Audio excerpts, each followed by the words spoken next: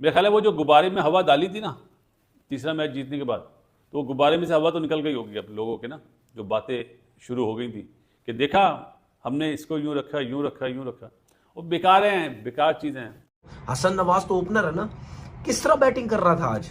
ये टैलेंट है आपका, इसको कहते हैं टैलेंट। जिसने 100 किया हुआ पिछले मैच में, वो आज के मैच में क्या ऐसे बैटिंग करेगा? आपके सामने है, मैं तो कुछ नहीं कह रहा ना, मुंह किधर बल्ला किधर। पाकिस्तान चौथा टी20 मैच बहुत ही भौंडे तरीके से, बहुत ही बुरे तरीके से हारा है। देखें, आपको सीखना चाहिए, लेकिन इतने बुरे तरीके से भी आपको लर्न नहीं करना चाहिए कि देखने वालों के भी होश ठिकाने ना रहें। एक विन के बाद फिर से लर्न हो गया और पाकिस्तान की टीम को एक बार फिर से न्यूजीलैंड की टीम ने जलील कर दिया है। आपको जिंदगी में अगर कोई कहे ना कि उड़ता हुआ तीर नहीं लेना, तो आपको ये मैच याद आना चाहिए। पाकिस्तान टीम ने आज उड़ता हुआ तीर लिया है। मुल्क की क्रिकेट की हालत, हमारे मुल्क की क्रिकेट की हालत ऐसी हो गई है, इसलिए हमने जुमला बोला था, लोगों ने बड़ा शोर मचाया।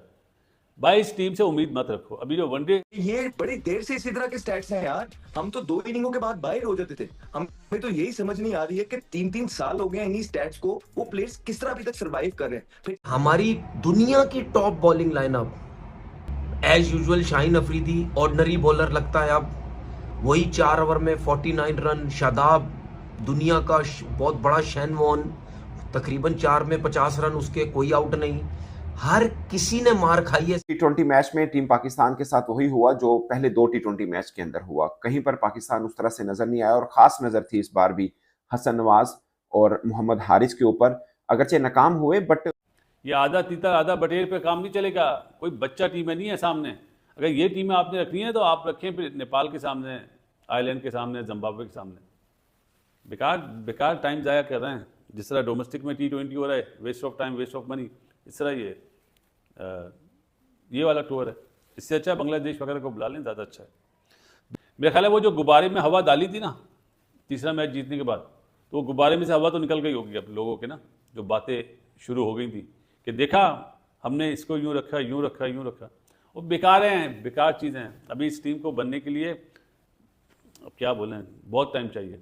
इन्हें तो चाहिए अब जब वापस आए ना तो आईपीएल के मैचेस देखें और अपनी पीएसएल की तैयारी करें, क्योंकि उनकी तो टांगे कांप गई ना सबकी कि यार अब ये तो वो ग्राउंड ही नहीं है जहां पे अब सामने कैसे मारे। क्योंकि बड़े ग्राउंड में सीधा आपको सामने मारने के लिए भी बहुत कॉन्फिडेंस चाहिए होता है, तब जाता है आपका शॉट। अदरवाइज जिस तरह लास्ट मैच में छोटा ग्राउंड, सामने छोटा, उसमें आपको ये होता है कि यार अगर टॉप एज भी लगा तो छक्का हो जाएगा, क्योंकि इतना छोटा ग्राउंड है।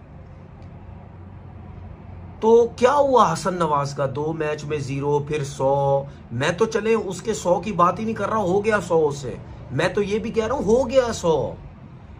आज के मैच में क्या हुआ? टैलेंट इसको नहीं बोलते, टैलेंट बोलते हैं साइम अयूब को। वो है टैलेंट। अगर साइम अयूब ऐसे ग्राउंड में खेलेगा तो उसकी बैटिंग में, और हसन नवाज की और अब्दुल समद, ये जो पर्चियां डंडे पे आए हुए, इनकी जो बैटिंग है, ये जमीन आसमान का फर्क है। लेकिन हमने वही बस आंखें बंद करके शॉट्स मारनी है। पता नहीं आंखें बंद करके खेलने की हिदायत अब आकिब जावेद की तरफ से दी गई है या मोहम्मद यूसुफ की तरफ से दी गई है। लेकिन एंड ऑफ द डे आपने अपनी ही बनी बनाई टीम को ख़राब भी कर दिया। आपकी हिकमत अमली के ऊपर भी अफसोस हो रहा है और आपके अंदाज़ और एटीट्यूड के ऊपर भी अफसोस ही किया जा सकता है और कुछ नहीं किया जा सकता है। एक और सैड मैच, एक और सैड डे पाकिस्तान की टी20 टीम के लिए। और कोई भी इस तरह की भौंडी परफॉर्मेंस को ना तो कोई सपोर्ट कर सकता है, ना कोई डिफेंड कर सकता है, और ना ही हम इससे कुछ कह सकते हैं कि हमें इसमें से कुछ पॉजिटिव निकला है। पॉजिटिव ये निकला है कि शाहीन अफरीदी कहाँ पे खड़ा हुआ है ये आपको मालूम हो गया है। पॉजिटिव आपको यहाँ से निकला है कि शादाब खान कहाँ खड़ा हुआ है उसको मालूम हो गया है। आज तो शादाब दूसरे तीसरे ओवर के अंदर बैटिंग पे आ गया था, खुशदिल शाह भी दूसरे तीसरे ओवर में बैटिंग पे आ गया था। यहाँ पर 220 रन पाकिस्तान को बनाने थे, वहां पर न्यूजीलैंड ने पाकिस्तान की टीम के लिए 100 रन बनाना भी अजाब कर दिया। और third class bowling, third class batting, third class जो है वो इंटेंट, और कोई जो है वो ऐसा लग रहा है कि गेम अवेयरनेस है ही नहीं है इस टीम में। अब एक जीत के बाद बड़े जो है वो लोग उछल रहे थे कि भाई साहब जो है वो अब जो है वो हमारे पास पता नहीं क्या आ गया, भाई अलादीन का चिराग आ गया है। लेकिन हकीकत यह है कि आपकी एक जीत आपके लिए तुक्का साबित हुई है और उसके बाद न्यूजीलैंड ने रख रख के आपको दवाड़े मारी हैं आपके मुंह के ऊपर और आपको बताया कि आपकी ये औकात है। दोस्तों, एक T20 मैच जीतकर अपने आप को दुनिया की बेस्ट T20 टीम समझने वाली पाकिस्तानी टीम को न्यूजीलैंड ने बुरी तरह से रौंद दिया है और यह देखकर पाकिस्तान के फॉर्मर क्रिकेटर गुस्से से बौखला गए हैं और पाकिस्तानी टीम को बुरा भला बोल रहे हैं। वो आपने देखा और आगे देखिए कि किस तरह से पाकिस्तानी मीडिया पाकिस्तान की इस हार पर सदमे से बौखला गई है। थोड़ा सा अपने खेल प्लेइंग स्टाइल में चेंज करें, इनोवेशन लाएं। किस तरह इंडियन बैटर्स या दूसरे बैटर जो आईपीएल में खेल रहे हैं, जिस तरह सॉल्ट है या रविंद्र है, किस तरह इनोवेशन करते हैं ये देखें। लेकिन न्यूजीलैंड हमारे पीछे ही पड़ गया, चाहे अपनी बच्चा टीम पाकिस्तान में भेजे, चाहे अपनी सी टीम अपने होम ग्राउंड पे खिलाए। और जितनी मैचेस हम लोगों ने न्यूजीलैंड के अगेंस्ट खेले, मेरा नहीं ख्याल कि किसी और के मैचेस इतने हुए हों, और जीते जा रहे हैं वो। चैंपियंस ट्रॉफी से पहले ट्रायंगुलर सीरीज़ में फेटा लगाया, फिर चैंपियंस ट्रॉफी में फेटा लगाया, अब अपने घर बुला के अभी तक तो 3-1 से जीत रहे हैं। लोग कह रहे थे 3-2 होगी सीरीज़। जिस तरह की हमारी परफॉर्मेंस है होनी नहीं चाहिए। एक उसमें नहीं है, क्या बोलते हैं, एक माइंडसेट नहीं है। अभी देख रहा था मैच के बाद, 3 लड़के कहीं खड़े हुए हैं, 4 लड़के कहीं खड़े हुए हैं, 2 लड़के कहीं खड़े हुए हैं। टीम इस तरह नहीं होती है यार, देखने से पता चल जाता है। क्रिकेट का कोई बुरा दिन नहीं था आज पाकिस्तान के लिए।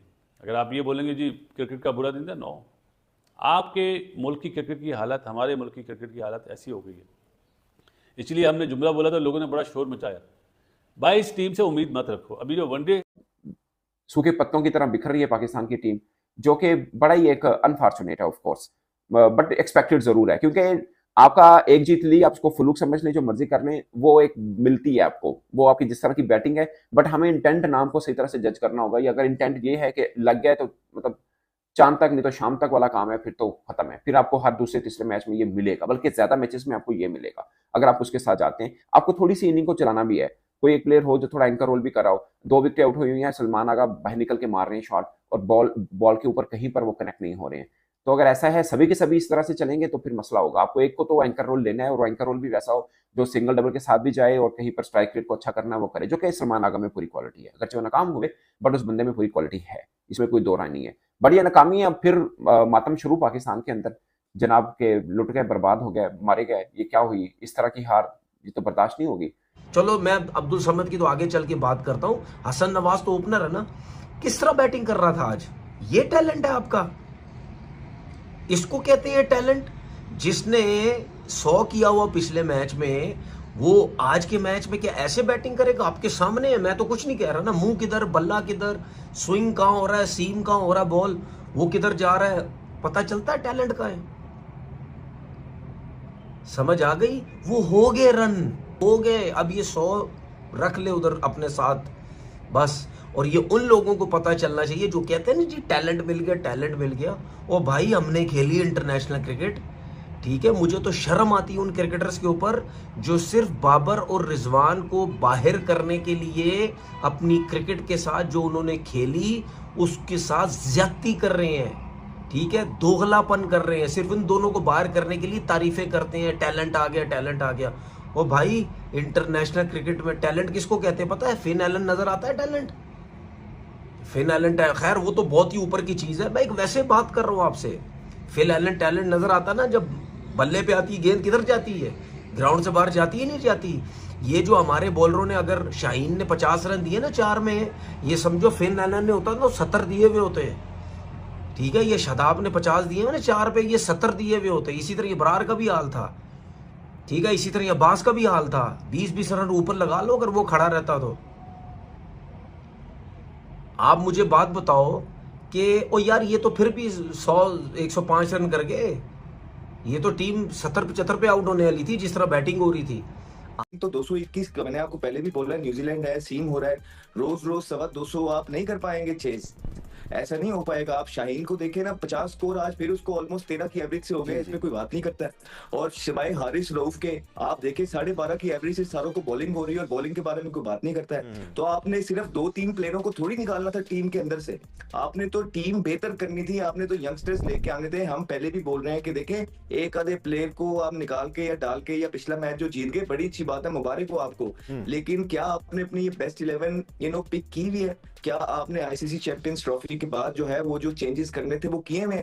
वो नहीं किए हुए। उसके बाद फिर आपके पास ये देखिए ना, शादाब खान को 4 ओवरों में जो है 50 स्कोर हुआ है, ऊपर से शाहीन शाह अफरीदी को जो है ना 4 ओवरों में 50 स्कोर हुआ है, इब्रार को 41 हुआ है और अब्बास अफरीदी को 3 में 38 हुआ है। सिर्फ हारिस रऊफ को जो है ना 4 में 27 और 3 आउट है। हारिस रऊफ हर मैच में ऑलमोस्ट पिछले 2-3 मैचेस से अच्छी बॉलिंग कर रहे हैं, लेकिन बाकियों का जो है आपके सामने दानिश स्टैट है। और अगर इस स्टैट से आप ये कह रहे हैं कि ये बड़ी जबरदस्त स्टैट है और वेल डन, और यही मजे की बात ये है दानिश कि ये बड़ी देर से इसी तरह के स्टैट्स हैं यार। हम तो 2 इनिंगों के बाद बाहर हो जाते थे। हमें तो यही समझ नहीं आ रही है कि 3-3 साल हो गए इन्हीं स्टैट्स को, वो प्लेयर्स किस तरह अभी तक सर्वाइव कर रहे हैं। फिर जब हम कहते हैं कॉन्फ्लिक्ट ऑफ इंटरेस्ट देखना है कि जो लोग फ्रेंचाइज के साथ मुंसलिक हैं उनको आप नहीं लगा सकते हैं टीमों के साथ, तो फिर ये गलत तो बात नहीं है। अदरवाइज आप ही मुझे कोई लॉजिक बता दीजिए कि हर मैच में पिटाई हो रही है, हर मैच में पिटाई हो रही है, लेकिन परसिस्टेंट है हम कुछ प्लेयर्स के साथ, तो शायद मैं समझने में कोई गलती कर रहा हूँ। आप ही मुझे बता दीजिए कि क्या होना चाहिए क्या नहीं होना।